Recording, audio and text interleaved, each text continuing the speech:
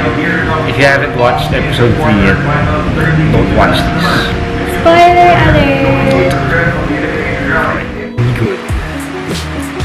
Hey everyone! Welcome back to his channel! So, let's talk about Game of Thrones Season 8, Episode 3.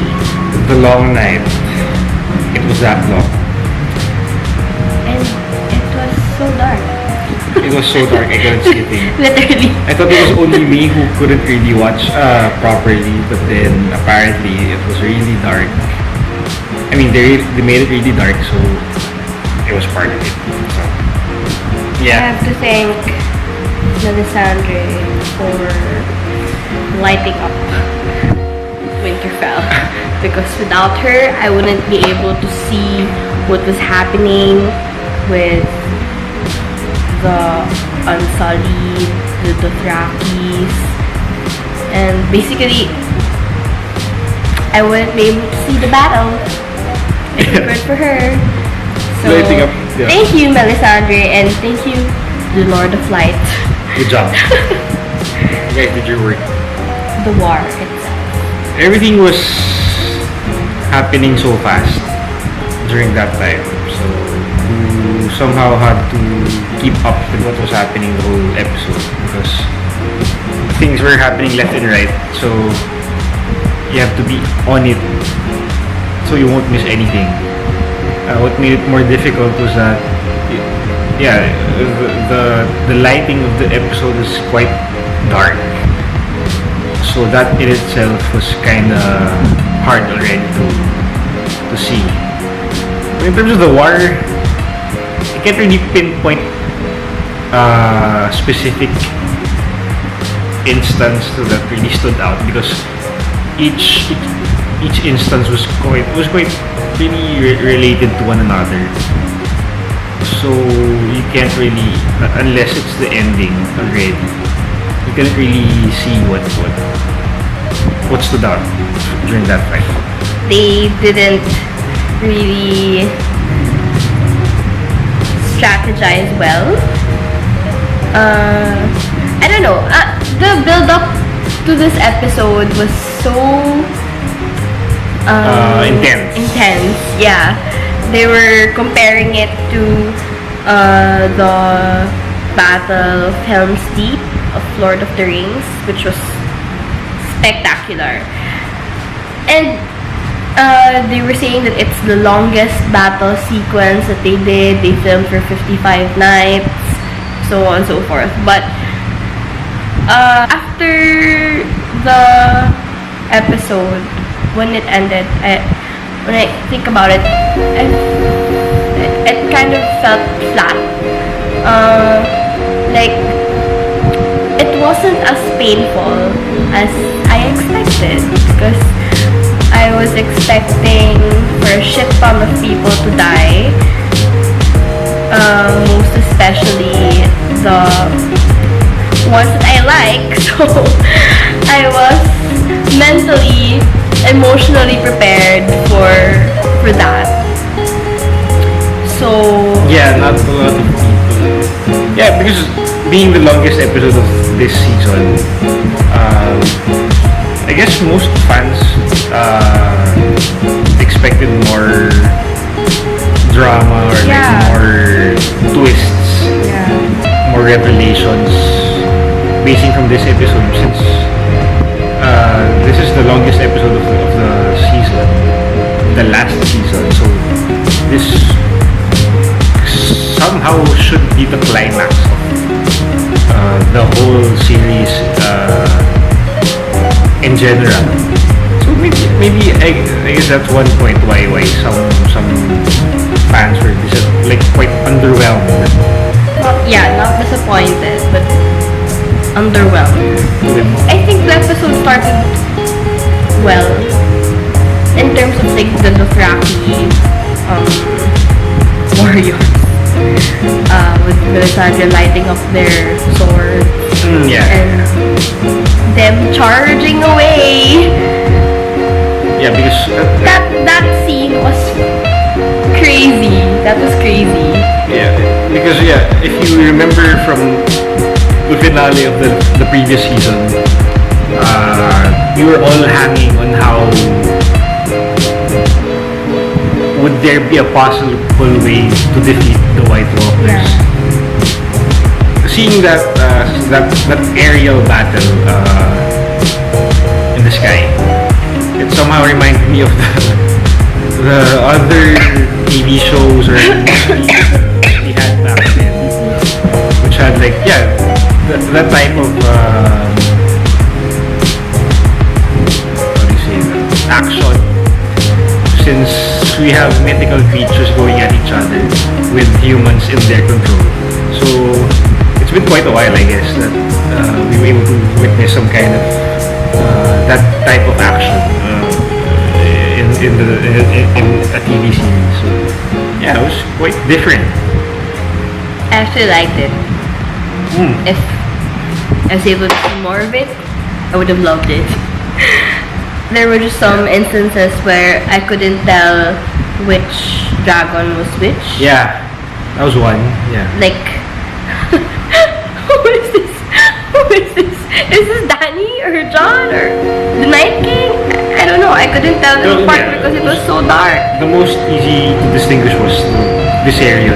Yeah. Viserion. Yeah. Because he had the blue eyes and the blue breath. So yeah, you could happily not spot that. What can you say about Bran? Honestly, I didn't. I wasn't even really able to watch the episode properly. So yeah, but then there was one point in the episode where he went away. Can you explain more? This was when the war was going on. He was with Theon and he told Theon. Yeah. Went to he the did the thing with his eyes and all. Yeah. So, but then it just stopped when the Night King was already within his vicinity. Yeah. When he was about to kill Theon. Actually, spoiler again. So. That part, I was expecting something huge. Yeah. Like, oh my god, he's doing his thing. He's gonna do something crazy. Is it him? Or? Like, something like that. But, yeah, or see the Night King. That was the one where I saw. I thought. Did he connect with the Night King right there? Exactly. Something like that. And then, nothing. Yeah, because the whole time the war was happening, he was out to see what happens next in the next episodes. His minions, the White Walkers, generals, Yeah. the frontliners with the long hair. Yeah, those dudes. I thought they were going to play a big role in the war. Like, I thought our heroes, our favorites, Brienne, and Jamie. Even Grey Worm. yeah, I thought they would fight face to face, like one-on-one battle with the generals, because they're basically their counterpart in Winterfell, so I would have wanted to see much more, higher level of Highlights in a way. action. Yeah. What can you say about Arya? Okay. So as I was watching the episode, it stopped. So during my first watch, I wasn't able to catch what Arya did. I was only able to watch up to when Theon died. But then after that, apparently Arya killed the Night King. So yeah, ever since the start of Game of Thrones, we saw something special in Arya. So one way or another, she was bound to do something special in this Do you episode. think she was destined to do that? it's possible, but I wasn't expecting her Yeah. to do it. I knew she was bound to do something great sooner or later. But I wasn't able. I was expecting it to be that grand in killing the main suspect of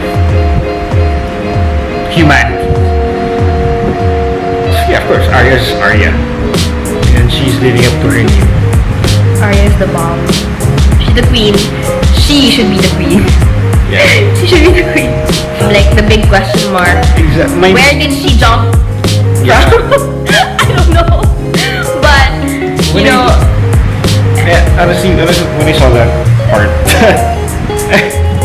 I wasn't able to distinguish how she was able to go past the other White the Walkers. generals. Yeah, in that area. Yeah. So Because they were all there. yeah, how could you like pass that unless she was really Maybe it's faster? like her training Yeah, to be no one. yeah, probably. But yeah, it's Arya. So Arya's amazing. it's her. She's crazy. Amazing. Hot heart. I thought them making the crypt the safe place was stupid. Because they're dealing with, you know, the Night King. The Night King raises dead people.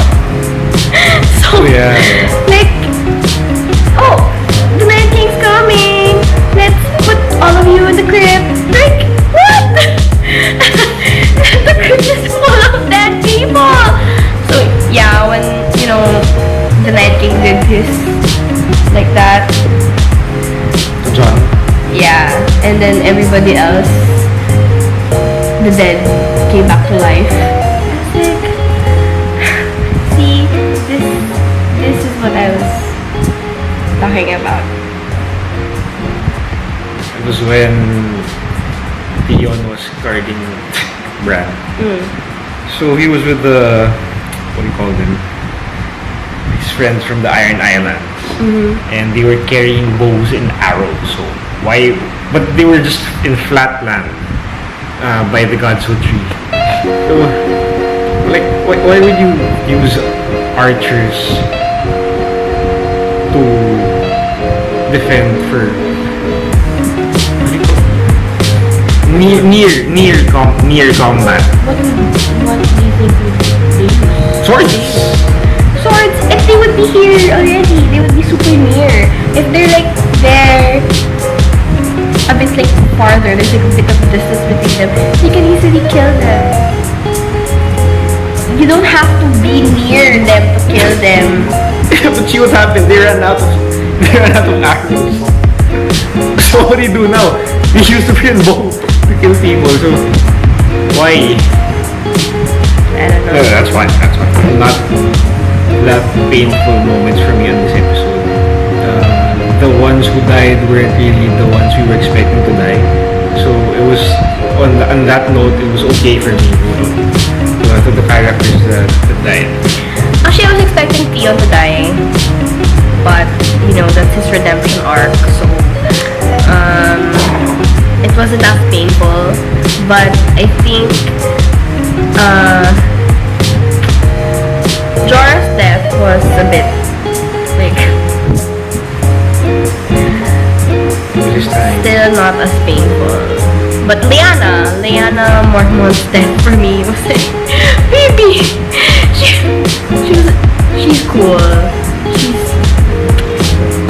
She's 10 years old, and you know, she's a warrior.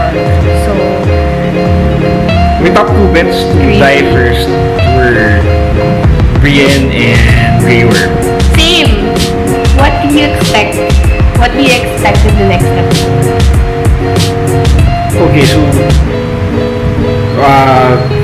probably back to square one where we're fighting humans again. So I expect them to be more united as a unit. Because yeah, as we saw in the first episode, there was some tension between Daenerys and Sansa. now I think they're gonna have a more fruitful relationship going up against Cersei and the rest. So yeah, I'm expecting for the best. I don't know what to expect honestly. Yeah, we're up for more surprises. That's sure. I'm Team Winterfell, but I don't know how to do it. The Dothraki's dead, Unsullied are basically dead. The soldiers of Winterfell and the Vale are, well, the North. The soldiers of the North are mostly dead, mostly gone. So I don't know how many, if the numbers that they have would be enough to, you know, go against Cersei. So I'm worried, but hoping for the best. Let us know what you guys think. Comment down below, please. Subscribe! If you like this, what we're doing, please. Somewhere here. Please let us know what you think, because before we're just doing this. Here's what we just think. I don't know. Just like to talk. Just bring it out. Yeah, so come on, guys. Let's talk.